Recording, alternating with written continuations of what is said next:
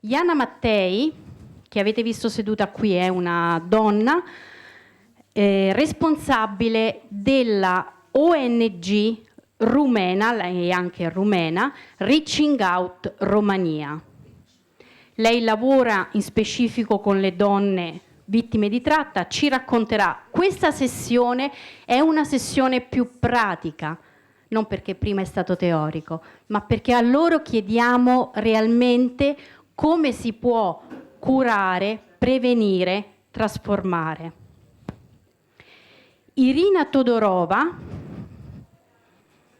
lavora all'Organizzazione internazionale per le migrazioni, quindi a lei abbiamo chiesto questa connessione tra migrazione e tratta di minori. Il tema della migrazione di minori non accompagnati, sapete che è stato il tema che il Papa ha scelto per la 15 gennaio, quindi siamo assolutamente in sintonia.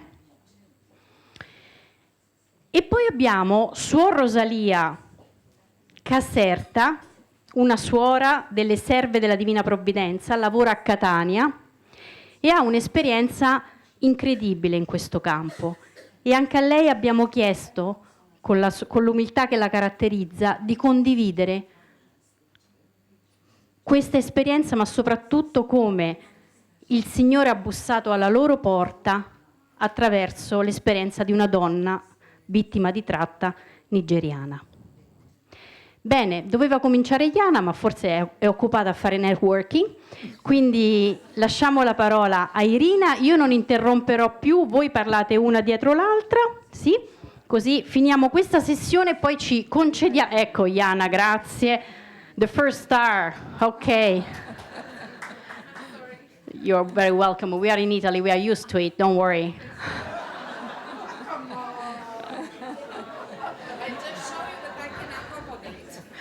So she's going to start, Irina. Is it okay for you? Ok. Come dicevo appunto io non interromperò, voi parlerete uno dietro l'altra. Dopo questa sessione ci consentiremo un pochino di domande, sì, o di brevissime riflessioni. Grazie. Thank you very much. I want to take the opportunity to thank the organizers for invitation. And it's a pleasure to be able to address you and and continue our discussion that we started today in the morning. I just in case had also the chart, yeah, but I think Sister Gabriela really gave us very good overview, and the main thing that the box in the middle when we talk about children is not necessary, and it's maybe less relevant for us, but for law enforcement is extremely relevant when they try to prove and put behind the bars traffickers, yeah? But there is important maybe mention that in some EU member states, they consider them aggravating circumstances, and then also for adults, they do not necessarily need to look for means or for this box, but if they have them, it would be aggravating circumstances, and then the punishment would grow, even for adults and not only for children. Maybe just one other mention that I would say today's trafficking, and it's a very dynamic phenomenon, and it keeps changing. And I think previous speakers also mentioned about some of the new forms or some of the new means. But I think what is very significant today is that what is being used by traffickers is religion, our customs, our very close family ties, because they don't want people to report this crime. Yeah? And they also a lot abuse position of vulnerability. Yeah? So when someone is very close to despair, yeah, then they would be the good guys that would offer help. Yeah? And I think in this maybe despair, it's not easy to know whether this person means good or bad. Yeah? Then on types of trafficking, they also grow. And maybe just to mention about cyber crimes, yeah, or that exploitation moved on net. One of the reasons we push for normative frameworks for legislation. I remember, I'm originally from Moldova, how you could take a child, you didn't need additional certificate, it just was a paper, no photo. It was very easy. But the moment the legislation becomes stronger, yeah, or each child from birth, if need to travel, need to have a document, then it becomes more difficult, yeah? Or with adolescents, so, okay, it's not easy to take them out, then either I come, because there is also a phenomenon of sex tourism, yeah? Or I move online. It's very profitable, yeah, but very difficult to catch. And I think here comes also the mention of private sector. It was mentioned today. Unfortunately, not so many providers or that host the webs and different domains agree to look at who are the clients, or what is the purpose that the cyberspace is used for. But there are some good initiatives. Another slide that I thought or mention I should make, because there is a lot of discussions about trafficking and smuggling. And we know situations when it starts as smuggling, it ends up trafficking, yeah? But these are, what is maybe unites them, these are both crimes, yeah? But I think one is against the person and another one is against the state. And what is significant that the international framework under the trafficking protocol calls for protection, despite the fact that it's criminal justice instrument. But within the smuggling protocol of migrants, it leaves to the states to decide. There is sort of a soft mention, do not criminalize, yeah? But it then, again, at the discretion of the states, how they treat those that have been smuggled. And if we talk nowadays, yeah, we know how many had to sort of resort to smugglers because this was really life-saving. Yeah, we know how many refugees are globally now on the move. But maybe still a little bit that smuggling, nevertheless, within this flow and crisis at the same time, humanitarian global crisis at the same time, also changed. It's no longer a service that would finish with the border crossing. It continues. It also, they tried to adapt their strategy. If before you paid, you received the service more or less, yeah, it was unlikely that there would be abuse or exploitation. And now they have either packages for specific nationalities. They know who can or has networks or stronger family or maybe family abroad that could pay the money for them. So they have a higher fee. Then there is a lower fee, but then there is you pay as you go.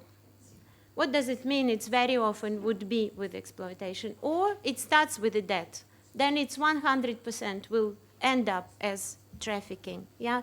So, and there were a lot of discussions, how do we know and things, but I think overall there is enough recognition that within, let's say, migrant flows and refugee flows to Europe, you know, it's completely different phenomena and there is a lot of abuse, yeah? If we talk about children sort of more specifically, and within the current, in a way, migrant and refugee flows, there were a lot of children, yeah? Not all unaccompanied, accompanied as well, but they represented a big proportion. And of course, they're much higher represented in the Eastern Mediterranean route rather than Central Mediterranean route. But if we look globally, yeah, 168 million children are in child labor. And you know, these are estimates of International Labor Organization. It's in a way a statistical tool. It just gives potentially the scale of the program. Yeah, it's different, let's say, to UNODC reports or IOM reports or US State Department reports. There are reported actual victims of trafficking that came to attention of either police or NGOs or international organizations that actually, or faith-based organizations that assisted actual victims. Then out of this number of children, let's say 50 million of children are on the move, yeah, for various reasons, yeah. And then 1 in 8 of migrants is a child, and 1 in 2 of refugees is a child, Yeah, so we talk potentially about a huge number of children on the move, and we believe being on the move, it means very often also at risk. So then there is sort of more specific data in forced labor, 5.5 million, and then the UNODC report I wouldn't mention specifically because Sister Gabriela talked about UNODC statistics. Just again would like to say that these are reported cases or that have even maybe convictions or investigations started by law enforcement. Yeah, UNODC really looks at the crime and how the crime is being prosecuted. But overall is at 28%, yeah, of detected victims in 2014. Just a word about data. You notice UNODC report is from 2014, and we are today in 2017. We are sort of always a little bit behind, but I think when we want policies to change and things to change, yeah, trafficking is a highly political issue, and you need to be normative. You wouldn't be able only through motivation, volunteerism to combat this crime. Yeah, you can assist, you can prevent, but the scale might still remain quite high. According to our statistics, and we have programs for assisting victims of trafficking from 1997, and we register those that we actually assisted. Yeah. So, and what our data says, that 58% out of the total caseload are girls, 42% are boys, 46 of them are unaccompanied. So it again shows that unaccompanied children is a distinct at-risk group, yeah, from those that are on the move. Then the types of exploitation, majority are trafficked for labor exploitation, and labor exploitation would include domestic servitude, yeah, so it would include slavery-like conditions, and then trafficked for purpose of sexual exploitation. And the average child age was 18 years of age, yeah, sort of the average age. I think sometimes we also can speak a little bit that for specific types of exploitation, you would have specific age or specific gender, yeah, and sex. So they also sort of, there are like industries and sectors, yeah, where girls and women are more popular, or men and boys, if I may say so. And I think what the challenge that we are facing, that majority of programs when we started working against trafficking were dedicated to women and girls, yeah? And now when there are more and more boys and men, we are not completely prepared to assist them as well. On the other side, men as well are not ready to receive assistance. But usually, if you offer assistance through offering assistance to children first and then family broader, then they eventually also ask for help for themselves. Because psychologists confirm that trauma, impact of trauma is equal. We are all human beings. What gives us hope? Yeah, that I think there was a huge lobby from many platforms, yeah, that specialize on actions against trafficking and pure systemic approach to child protection, that to make children more visible under the new, yeah, development goals. And I think we can say that they're very visible under the goal 4, goal 5, goal 8.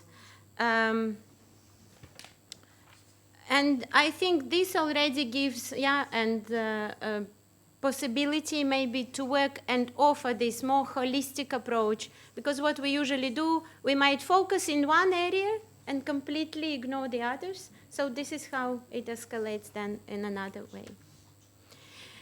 Another piece of hope where governments took additional commitment, yeah, in order to protect, and I put it here, I know it's a dense text, but I highlight it in blue and you will be able to access this presentation because it has finally a more specific language, because usually we are used to give primary consideration to best interest. What does it mean? What does it mean in practice? How do we do it? And this document, I think, took it a little bit further. It mentions measures that actually need to be put in place in order to ensure this best interest. Irina, you still have 4 minutes. Okay, I run. Okay, I think what also the debate moved on, that we started looking more and more, because it's impossible to work on the consequences of trafficking, yeah? Only to assist victims or women, children that already became victims. We should do, and prevention was mentioned, like a very big piece of work. So, and now there are a lot of reports that look, what would be specific vulnerability factor or situation that would make people vulnerable to trafficking? You know, not just generally vulnerable, but to trafficking. So history of family violence, abuse, and neglect, yeah, is bound, or it's huge. Poverty was mentioned, but if poverty combines with abuse and neglect, it's bound to happen, yeah?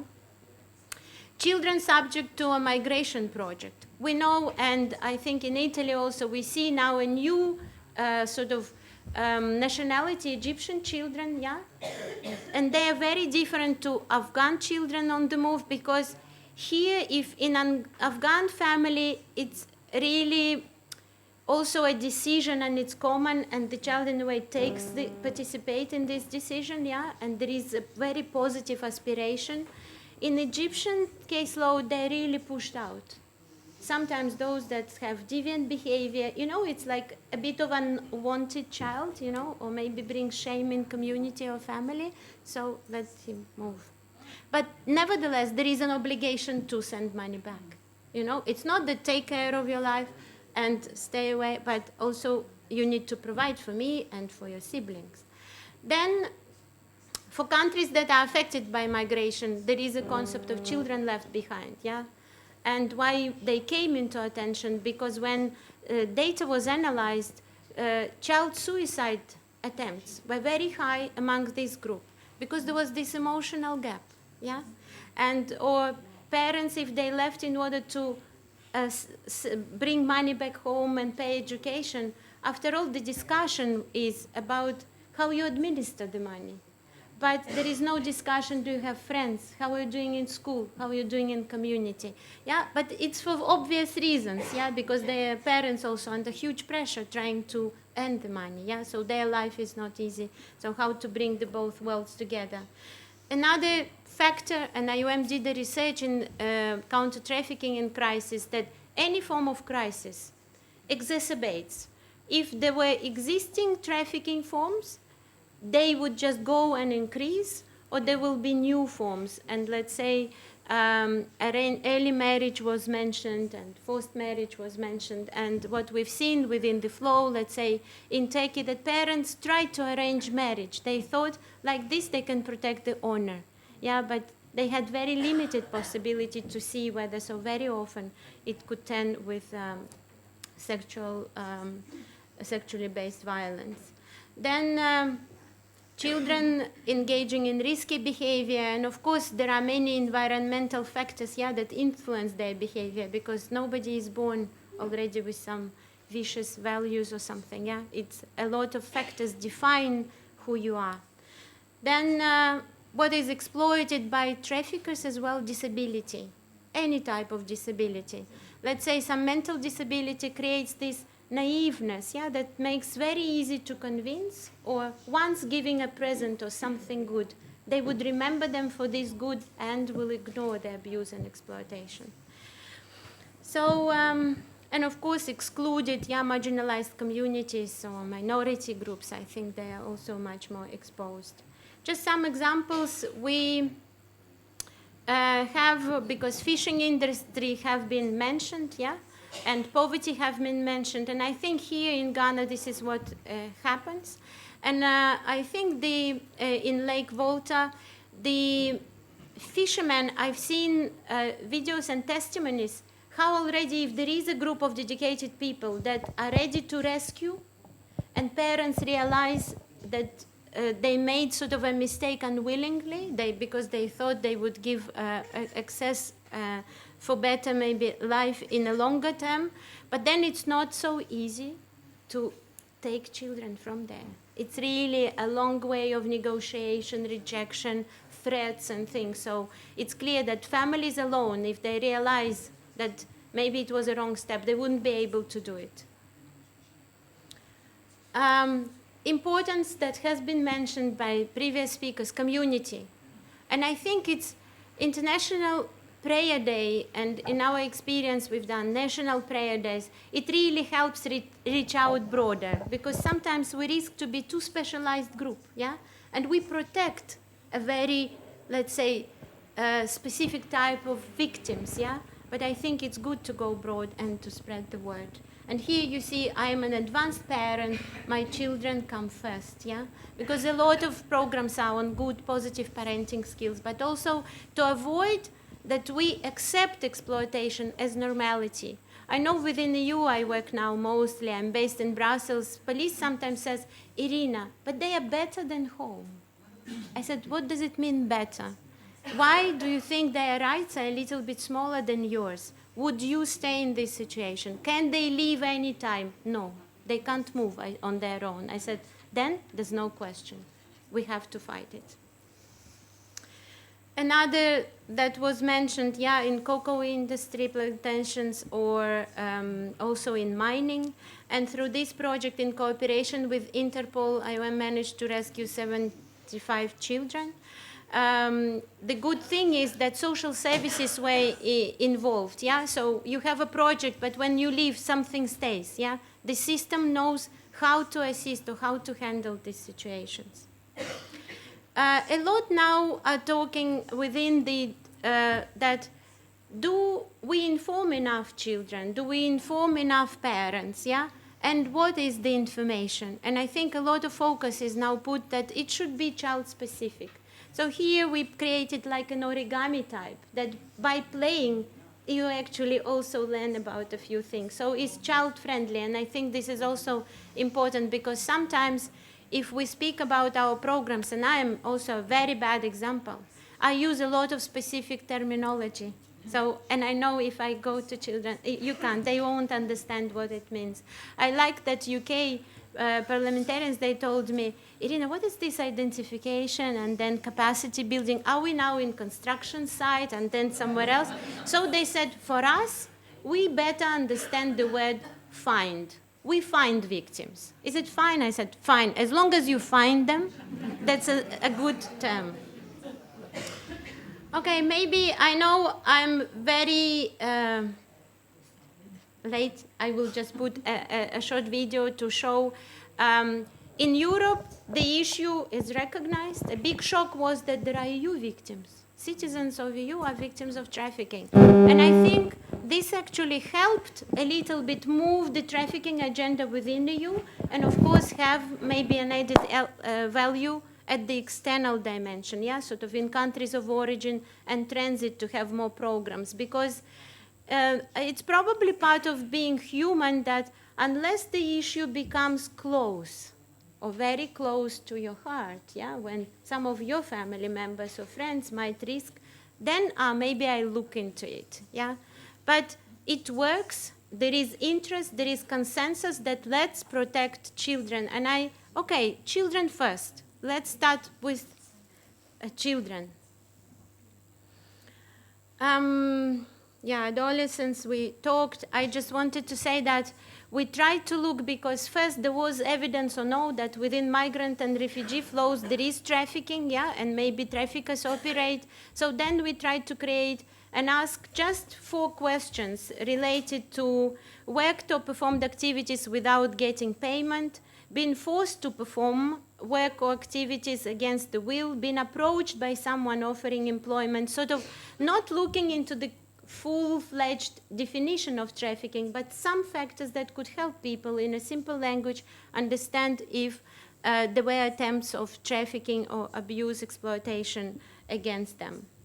And then we looked specifically at adolescents, and what we know that those that travel in group, in family, are less vulnerable towards trafficking than those that are single or travel alone.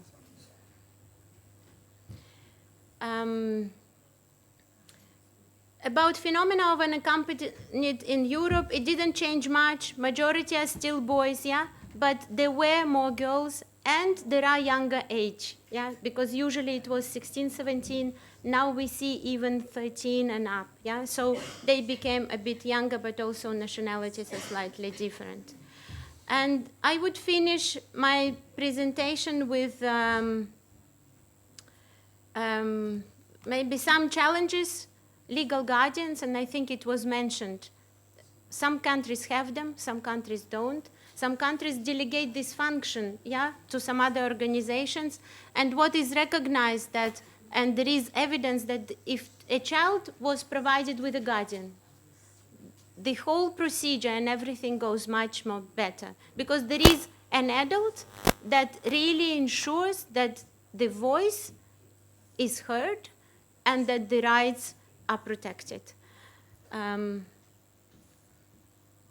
In countries of origin, there is an issue how to retain youth. Yeah, in Africa, it's a very young nation. Yeah, there are aspirations and lack of opportunities, and it's only human to want a better life. So they have an issue how to retain their youth. There is an issue of how to protect nationals abroad. Yeah. So there is absence of local care facilities, yeah, when there is something wrong with the family or no family or parents die. And then when children are being returned from Europe, we also work a lot on that there is an age-appropriate reintegration. And if we work also at the level of family, that within this assistance, still there is something dedicated for children to facilitate their, and ensure their well-being, and also right to development, education. I think this is always worth an investment. Okay, and I will finish my presentation with a video that we did in Greece that in a way reflects the current state of affairs where you have mixed migration flows, and how do you differentiate, and whether there are those that suffered from trafficking or are at risk of it.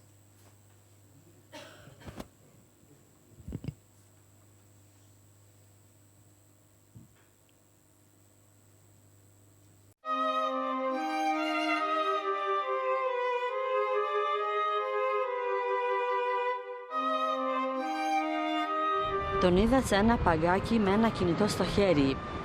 Είχε πολύ φοβισμένο βλέμμα. Δεν ήταν πάνω από 10-11 χρονών. Μόλις πήγε στο γραφείο μου, έβαλε τα κλάματα. Ο Σαμπίρ έφυγε από το Αφγανιστάν όταν ήταν 7 χρονών, μαζί με έναν μεγαλύτερό του, ο οποίος πήρε χρήματα από την οικογένειά του για να τον περάσει στην Γερμανία. Στο Ιράν τους συνέλαβε αστυνομία και φυλακίστηκαν. Ο Σαμπίρ κακοποιήθηκε σεξουαλικά στην φυλακή.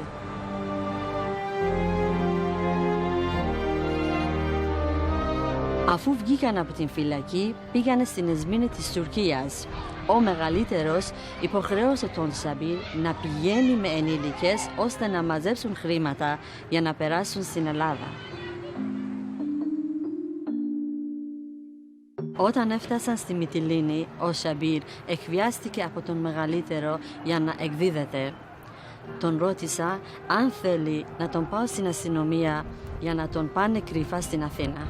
Μου είπε η Σπύρα ξέρει τα πάντα για τις δομές ανηλίκων στην Αθήνα και θα τον βρουν. Εκείνη την στιγμή χτύπησε το κινητό του και κατάλαβα ότι τον ψάχνουν. Πριν φύγει, μου άφησε το νούμερο του κινητό του.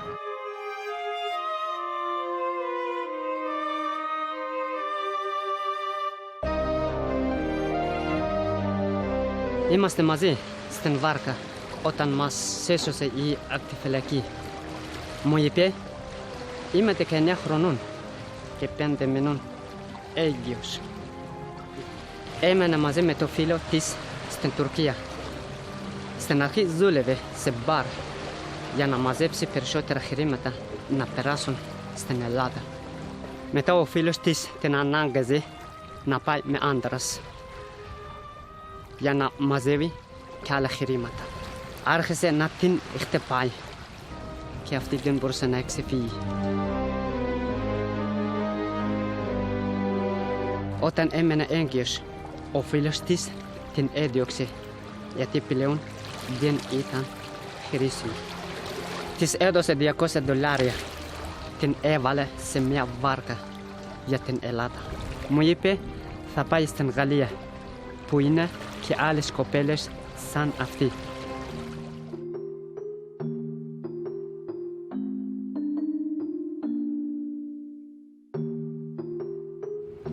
Πονούσα, κρατούσα την κοιλιά μου.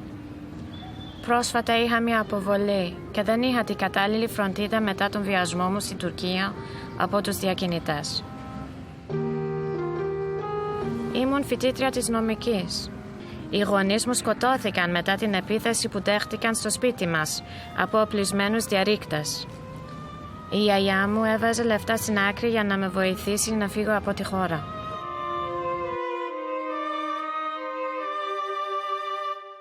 Όταν ήμουν στη Τουρκία, προσπάθησα να βρω τρόπος να πάω στην Ευρώπη. Δεν είχα μαζί μου χρήματα και χαρτιά. Κατέφυγα στην πορνεία. Ένας άντρας με βοήθησε να περάσω το ΕΕΟ και μου πήρε όλα τα λεφτά που είχα βγάλει από την πορνεία. Δεν έχω ταυτότητα. Έχω χάσει την αξιοπρέπειά μου. Αλλά το όνομά μου είναι υπομονή.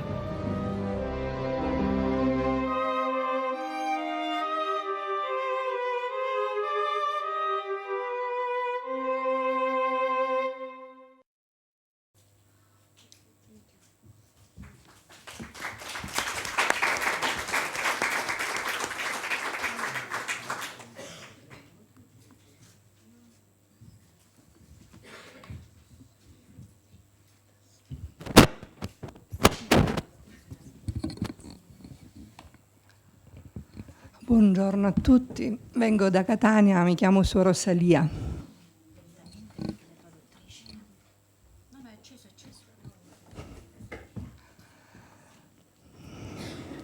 Desidero farvi dono della mia piccola esperienza di consacrata di Sicilia che il Signore per tanti anni ha condotto per mano. Se attualmente la mia comunità ospita un gruppo di ragazze vittime di tratta, prevalentemente nigeriane, è perché è in forza di un'esperienza che è iniziata più di 20 anni fa, nell'approcciarci ad aiutare una giovane nigeriana vittima di tratta che vittima i suoi trafficanti l'avevano fatta diventare carnefice, arrestata, buttata in carcere. L'ho incontrata e lì con lei ho tessuto una relazione molto importante che l'ha portata a casa nostra agli arresti domiciliari.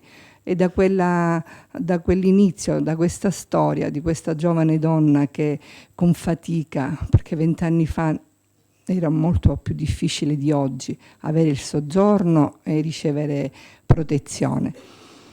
Grazie all'esperienza di questa donna che è riuscita a riscattarsi, che è riuscita a formarsi una famiglia, a riacquistare dignità, a tornare in Africa, andarci tante volte.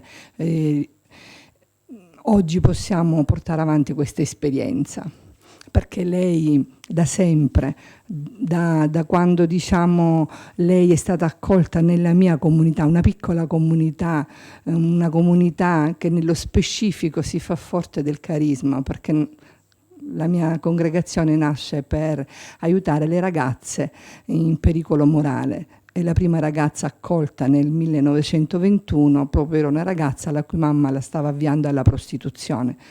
Quindi siamo nel nostro. Questa ragazza da sempre, da quando accolta, riscattata, ha ritrovato la sua serenità, si è messa a servizio delle ragazze, soprattutto nigeriane, che vivono lo stesso problema. Quindi nel corso di questi anni spesso abbiamo accolto con semplicità queste ragazze che all'improvviso, appunto perché le unità di strada, le associazioni, tante persone le vanno a trovare sul luogo dove vengono sfruttate, decidevano di lasciare. E in quel momento, quando la ragazza decide di lasciare, mica si può aspettare il servizio sociale o si può aspettare l'ok della casa protetta. È importantissimo cogliere quel momento e accoglierla. E qui siamo entrati in scena noi per tante ragazzine vittime. Le abbiamo accolte e le abbiamo fatte rasserenare, perché uscire dalla strada non è facile, è troppo traumatico, le violenze che subiscono sono tantissime, la loro dignità è troppo calpestata, per cui che cosa facciamo noi? Non facciamo altro, non abbiamo fatto altro fino a qualche anno fa che nell'anonimato, nella completa gratuità, fare questo gesto di accogliere e accompagnare in un percorso di riscatto umano, riscatto sociale. Le abbiamo accolte e loro si sono rasserenate, si sono motivate, le abbiamo dato formazione e loro hanno cercato di inserirsi nel mondo del lavoro.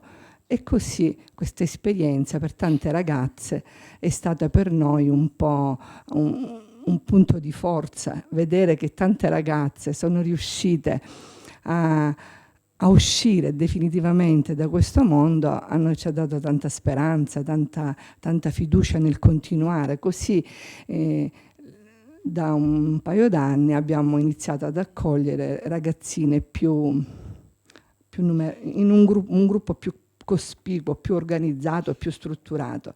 Infatti attualmente abbiamo circa 10 ragazzine, tutte nigeriane, tutte minorenni. Alcune di loro sono arrivate incinte, ben 4, già 3 bimbi sono nati, un bimbo di una donna nigeriana con un piccolo deficit fisico, non voleva portarla avanti questa gravidanza perché diceva, invece è nato pochi giorni fa, perché diceva che non era morta lei, sarebbe morto il bambino, perché i riti del voodoo che aveva vissuto l'avevano condannata a morire, doveva morire perché non aveva raggiunto la sede stabilita, quindi il debito le pesava così tanto, contratto della sua famiglia con i trafficanti, che lei sarebbe dovuta morire. Quindi i primi mesi di gravidanza aspettava la morte, era proprio, non riusciva a fare niente, ha voglia motivarla a lavorare, fare qualcosa, no, io devo morire, tanto devo morire. Non è morta lei, quando ha dato alla luce il bambino era preoccupata per il bimbo, che invece è sanissimo.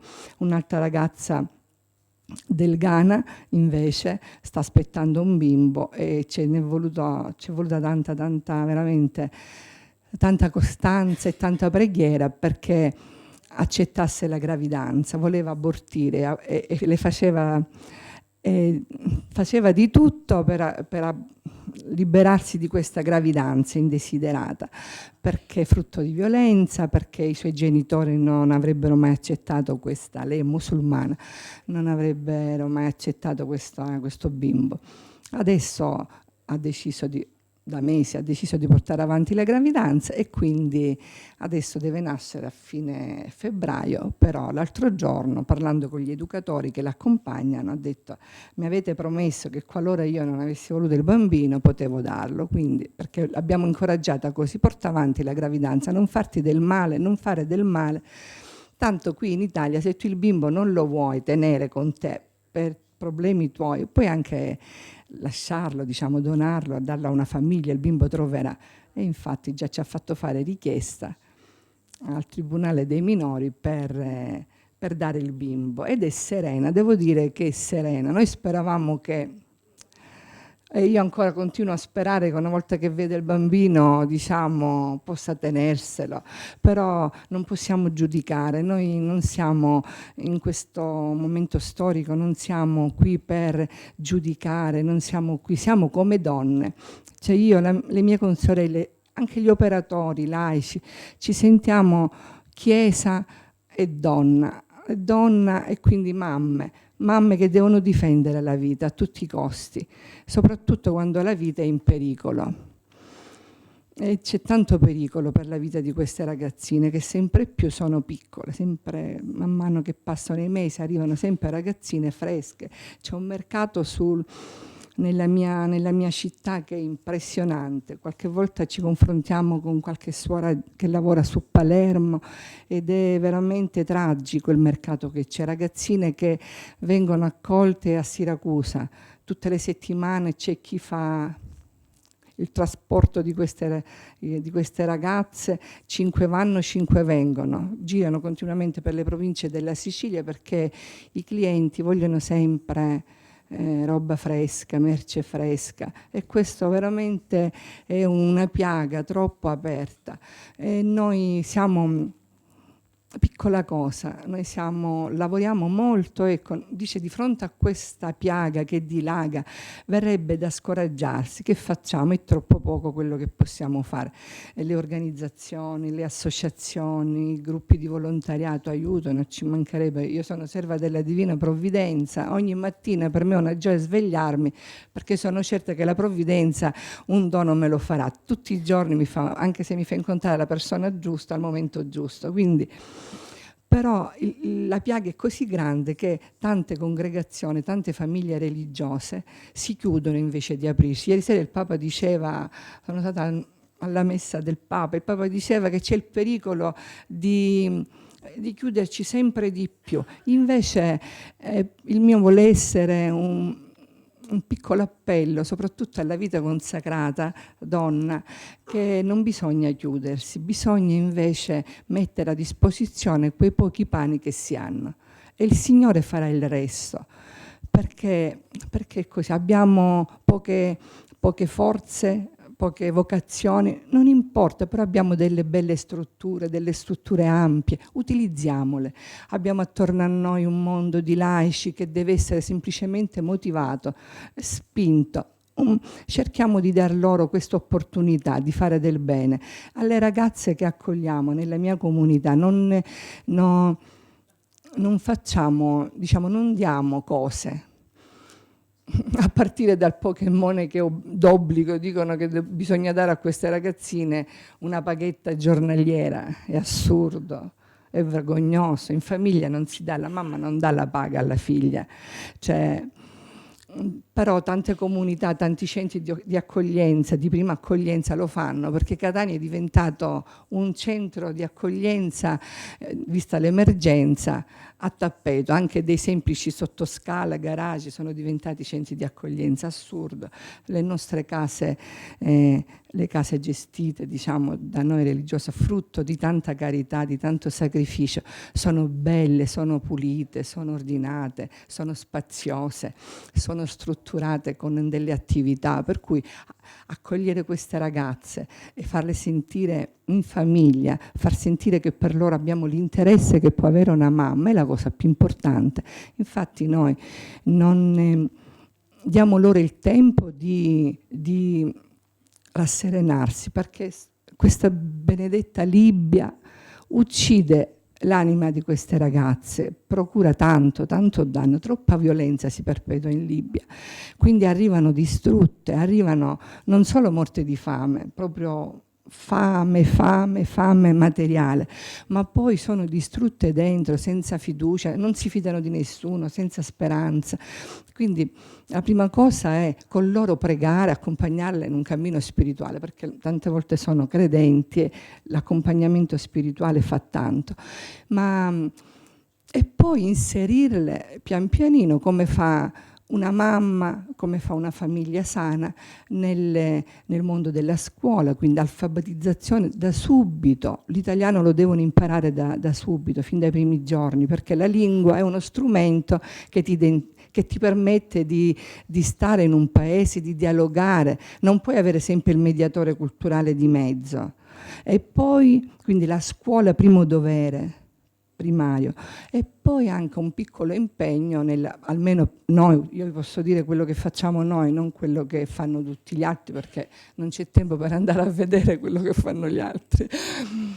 Quindi noi, essendo una piccola congregazione che fonda il suo servizio sul riscatto della donna attraverso l'educazione al lavoro, per tutti gli ospiti della comunità che passano, siano esse minori che giovani mamme, abbiamo tutta una serie di attività laboratoriali dove loro possano impiegare il loro tempo, mettere a fuoco le loro energie, le loro risorse, la loro creatività.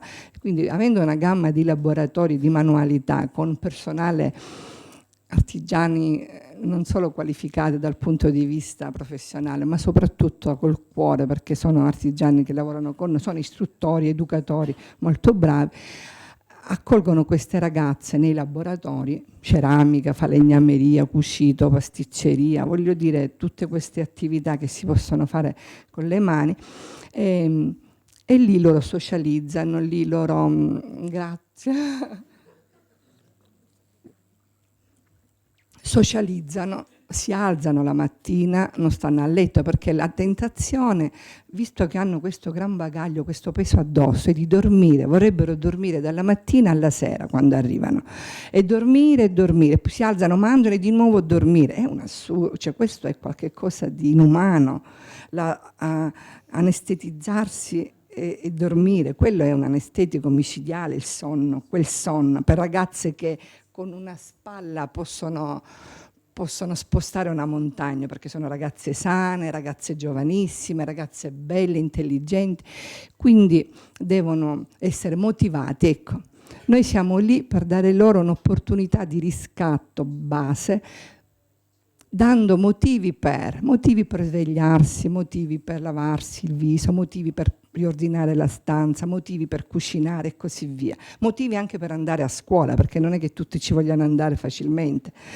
E quindi la mattina loro sono inseriti in delle attività di laboratorio che loro hanno trovato nella struttura nostra, nella comunità, e devono andarci in orario, devono andarci per 3 ore ogni mattina, non è un lavoro massacrante, devono mettere una firma perché sono presenti, devono posare il cellulare, devono realizzare un manufatto gradevole. La cura della bellezza è importantissima, loro la bellezza ce l'hanno dentro, riescono a realizzare cose molto molto belle. Quindi pausa insieme, cioè lo stare insieme a ragazze italiane, a istruttori italiani, tra di loro, e quindi anche dargli la possibilità di creare, di inventare qualche cosa, gli dai il materiale e loro creano, loro realizzano dei manufatti, degli oggetti secondo il loro gusto, la loro inventiva, la loro creatività. E devo dire che da quando ci sono questo gruppetto di nigeriane e 2, una ghanese e una della Costa d'Avorio, i nostri laboratori sono molto più belli, molto più colorati, i manufatti che si realizzano sono molto più belli. Quindi noi cosa facciamo con loro? Diamo loro questa piccola opportunità di impegnarsi, di occupare il tempo, e nel frattempo che occupano il tempo sedimentano in loro tante problematiche, si acquistano fiducia, prendono dimestichezza con l'ambiente, incominciano, non dico a fidarsi perché non è facile, la mia esperienza è piuttosto positiva, perché noi, essendo serve della divina provvidenza, il Signore ha preparato questo lavoro, questo servizio già tantissimi anni fa, facendoci incontrare gente che nigeriana è stata aiutata. Quindi adesso queste persone, nella fattispecie dei nostri collaboratori, sono in primis le persone che stanno sul fronte, cioè le ragazze, soprattutto una, ma con tutta la famiglia, anche altre ragazze che adesso sono mediatori, collaboratori con i tribunali, non fanno altro che lavorare in prima linea con loro, e le ragazze nigeriane di loro si fidano, perché sono dello stesso colore, hanno lo stesso colore di pelle, insomma hanno la stessa cultura. Cioè è un bel servizio questo. Grazie a loro, grazie al Signore che ha provveduto già tempo fa, adesso noi possiamo rendere alla Chiesa questo piccolo servizio che è semplice, umile, però che fa tanto bene. Quindi penso che se noi ce l'abbiamo fatta a cambiare questo piccolo visuale, ogni comunità può farcela, l'importante è non aver paura e aprirsi. Grazie Suor vi chiedo la Rosalia. preghiera. Scusate se sono così rigida con i tempi, ma è anche il rispetto loro, perché è veramente molto faticoso ascoltare anche tante storie così intense, quindi dobbiamo anche avere rispetto della nostra capacità di elaborazione. Iana. Buongiorno. Prima io voglio ringraziare Gabriela per invitarmi, and that's all Italian I have for today, for being here today, because I'm happy to share our experience with you and hopefully learn from yours. This is what networking means. Because a picture speaks like thousands words. This is what I heard. I have lots of words to speak today, but Gabriela will punish me if I go over the time because I know you're hungry. We will start with 3 minutes movie that speaks about trafficking, and then hopefully I will be in time. Thank you. We came here to Romania because we heard about this story about this woman named Iana. For over a decade, she has been rescuing women from human trafficking.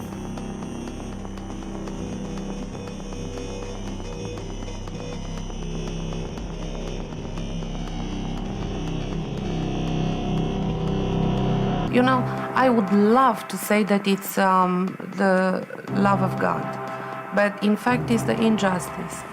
When the selling and buying of people kind of sank in, that's when she kind of took off and said, "No, this is wrong, and we got to do something about it," you know.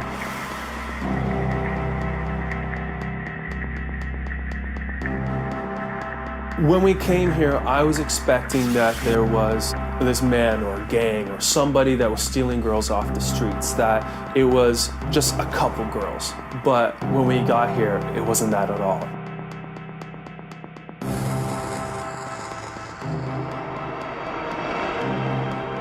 It was the mom that would sell her kid. It was the dad that would get rid of his daughter because it was the best way to make money. We had Ramona in the shelter who was sold by her mother for 4 cigarettes, not packs, 1, 2, 3, 4 cigarettes. And then when she was 13, she ran away from the first trafficker. She sold her again for a bottle of vodka and 1 pack of cigarettes. And these children are basically coming from dysfunctional families. They don't know what love means, so when they grow, they look for love in all the wrong places. In Romania, many times they say it's trafficking of living flesh. This is how the mass media quote it. And my question is, who establishes the price of a soul? At first, you know, they say, "Nah, I don't want to do this," and the trafficker beats them. We've had girls that are electrocuted, put in bathtubs and electrocuted. We have girls that have been shot, bury their face, leave them buried for, 30 seconds, then uncover them and say, "You're going to run away again?" And then they do the whole process again, 10 times or whatever it takes. You can see police cars 500 meters from where the girls are staying on the street. And everyone knows that at the end of the day, the police goes and takes the money from the trafficker for keeping an eye on the girls. Didn't you see how they were talking to him? They said, "Come on, let's go to the car," and he pushed the cop, said, "No way, rah, rah, rah." I mean, if I was a cop and someone did that to me, I would have just smacked him out and dragged him to the car, arrested him. You don't talk to a cop like that. Yeah.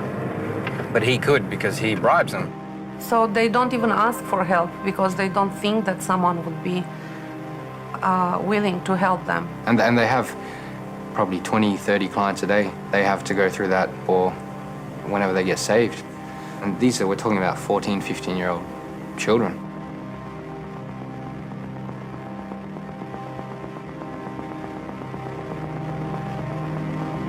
The first way Iana helps these girls is, first of all, she rescues them. A lot of times, people are brought to the shelter, but in other cases, she actually goes out where the pimps are on the street and rescues these girls. I always ask her how many girls were with the trafficker, how many minors, how many against their will. We'll choose a place and a day. When I go, I'll tell the girl what car I'll drive, and we work out a way to get them out. And once she brings these girls to the shelter, she creates the family that they never had. Reaching Out Romania is, I like to see as a house for these girls, which is a family. My mum just pretty much looks into their life and sees hope and shows the girls there's hope. She creates a place where they can be loved and then they can be whole again. And they can have that childhood that they never had. We have normal duties like, cleaning, cooking, washing. All the girls, they're like sisters, families, to show them that God is a father, but not a father they're familiar with, a father that's shows unconditional love, that always be there for them, always sustain them, always hope in them, you know, and just bring out verses from the Bible and, you know, show that he's always true, he can't lie. This shelter I used to earn in Australia, I used to earn pretty much a week what we run this shelter on, a month.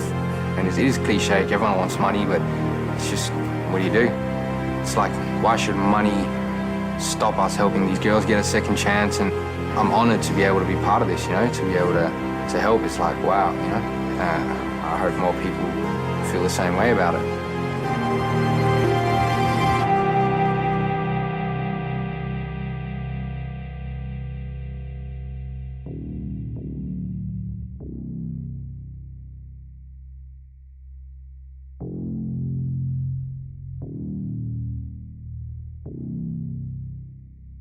Son, and he's working with me since he was 11. This is when we came from Australia. I came from Australia to work with street children in Romania, because this is what I was doing in Australia. And I came across victims of trafficking in 1998 when we didn't have Palermo Protocol. Sorry, I will speak slower. Working? I did. Is it better? I came across 3 girls who were forced to prostitute, as they said, and 14, 15, to me that didn't make sense. This is trafficking in Romania. Romania, as you know, it's an origin country. The country I'm coming from, it's the country where they recruit lots and lots of girls. I don't want to go into the history of the communist system and how the people who were working in the industry were left with no jobs whatsoever, no backup plan. So they returned to the country area, but they didn't have farming skills, and they start drinking, and you have lots of dysfunctional families. And that's one point I want to make. Trafficking doesn't happen because of poverty. Poverty, it's a factor, but it's because of lack of love. A lot of these girls are recruited from the orphanages, and in the orphanages they have food, they have school, they have clothes, but they don't have love.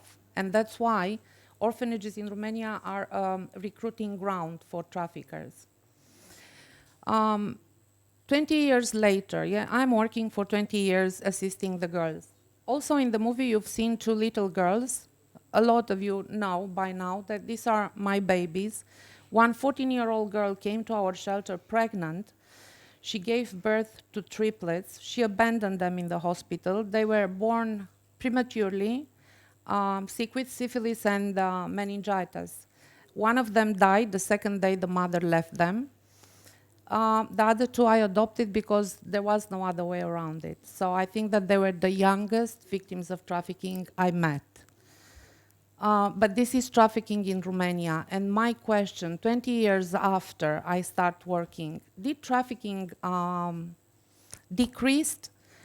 Did we have an impact? Do we really have an impact? And my answer is definitely not. Because up until now, beginning with Palermo Protocol, up until 2007, we had 3/4 of the victims over 18, 1/4 under. Now, 2017, I have all the victims minors, beginning with 11. 11 years old is the youngest in my shelter. And oldest is 21. She was trafficked when she was 16. She gave birth to a baby girl. Why is it that we are not managing to make an impact? And I looked, ever since we start working on how trafficking, anti-trafficking movement went across, and maybe there is an elephant in the room and we don't see it.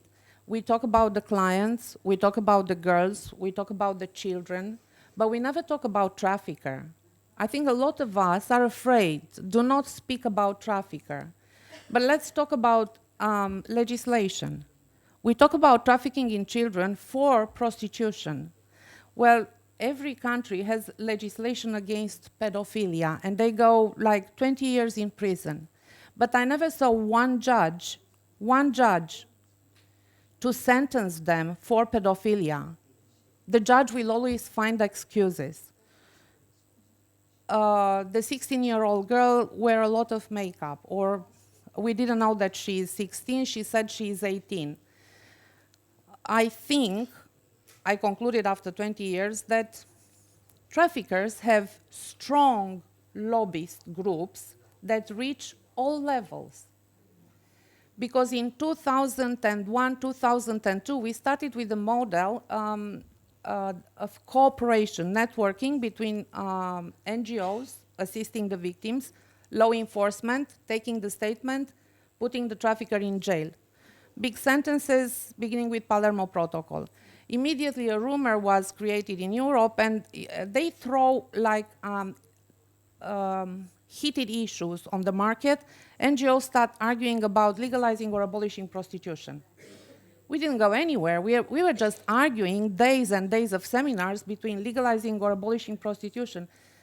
In my opinion, that doesn't make a difference for victims of trafficking. I think that they are throwing rabbits on the market, so we chase them and lose focus on trafficker. Because in my definition, the trafficker is the one recruiting, organizing the transport, recruiting clients as well if he needs to, exploiting the girls and putting the money in their pockets. So I have nothing against all these models, the legalizing or abolishing prostitution. I don't go into that debate. The Nordic model, punishing the client.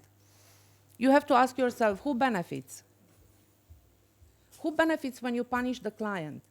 Obviously, we don't talk about trafficker anymore. We talk about the client. By all means, punish the client. If he had sex with a minor, 20 years in prison, pedophilia. By all means, educate the clients so they won't seek the services of prostitutes. But what about the girl? That's why I consider the Nordic model a little bit hypocritical. Because, yeah, I want you to educate your men.